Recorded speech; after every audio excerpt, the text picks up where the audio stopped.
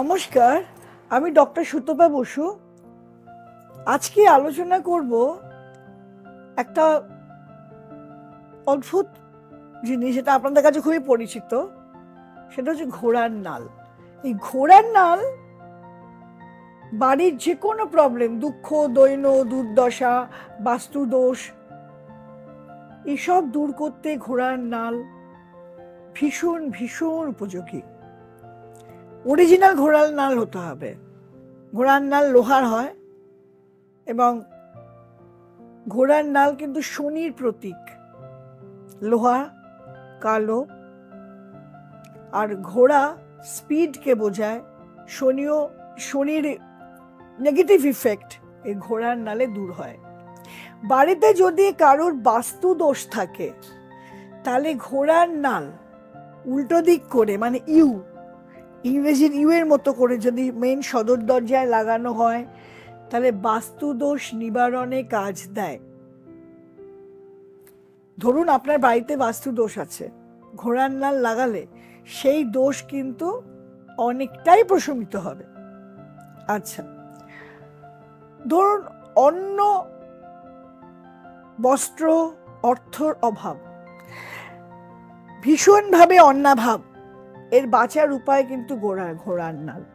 ঘোড়ার নাল নিন, কালো কাপড়ে জড়িয়ে শস্য, যেখানে আপনার শস্য থাকে, স্পেশালি যারা ফার্মার, গোলায় রেখে দাও, দেখবে অন্নাভাব হবে না।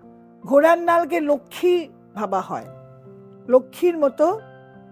যেমন লক্ষ্মীকে আমরা রাখি, ঘোড়ার নালকেও যদি রাখা হয়, তাহলে এটা কিন্তু ভীষণভাবে কাজ দেয়। ঘোড়ার নাল এত চমৎকারী কেন? তার কারণ ঘোড়ার নাল শনির প্রতীক। লোহা, কালো, ঘোড়ার নালকে যদি বাড়িতে রাখা যায়, শনিদেব প্রসন্ন হন।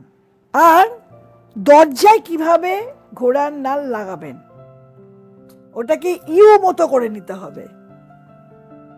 ইউ করে ঘোড়ার নাল যদি দরজায় লাগান, তাহলে বাস্তু দোষ থেকে মুক্তি পাবেন। 100% বাস্তু দোষ থেকে মুক্তি পাওয়া যাবে। আচ্ছা, এবার দেবী দেবতার কৃপা পাওয়া যায় কিভাবে? ঘোড়ার নালকে সোজা করে দরজায় লাগিয়ে দেব দেবতাদের আশীর্বাদ ধন্য হবেন। দেব দেবতা আশীর্বাদ পাওয়া যায়।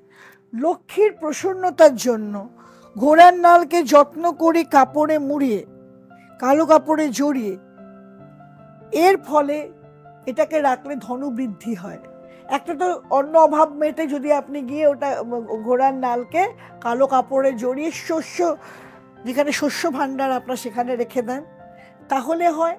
আর তা না হলে যদি আপনি ঘোড়ার নালকে এমনি বাড়িতেও রেখে দেন, তাহলেও কিন্তু ধন, সুখ, শান্তি, সমৃদ্ধি আসে। কুষ্ঠিতে যদি অশুভ ফল থাকে, মানে শনি অশুভ, কুষ্ঠিতে শনি অশুভ হলে, ছোট ছোট গাছে বাঁধা, তাহলে ঘোড়ার নালের একটা আংটি মতো পরে থাকলে সেটাকেও কিন্তু খুব ভালো কাজ দেয়। এখন কিভাবে পরবেন এই আংটি?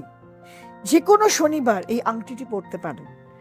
আংটি পরবার একদিন আগে, শুক্রবার রাতে, তা দুধে ভিজিয়ে রাখুন। আংটিটা দুধে ভিজিয়ে রাখতে হবে এবং শনিবার সেই আংটিটা পরিষ্কার জলে ধুয়ে, তারপর আংটি পুজো করে শনি মন্ত্র দ্বারা জপ করে 8 বার শনি মন্ত্র, ওম ওং রিং শ্রিং শনিশ্চরায় নমঃ, এটা 8 বার বলে পুজো শেষ হওয়ার পর মধ্যমায় আংটিটা পরতে হবে, মিডল আঙুলে, রাইট হ্যান্ডের মিডল আঙুলে। আর আরেকটি শনি মন্ত্র, যেটা নীলাঞ্জন সমাভাসন রবিপুত্রম জমা সমাগ্রজম ছায়া মার্তণ্ড সম্ভূতম তম নমামি শনিশ্বরম।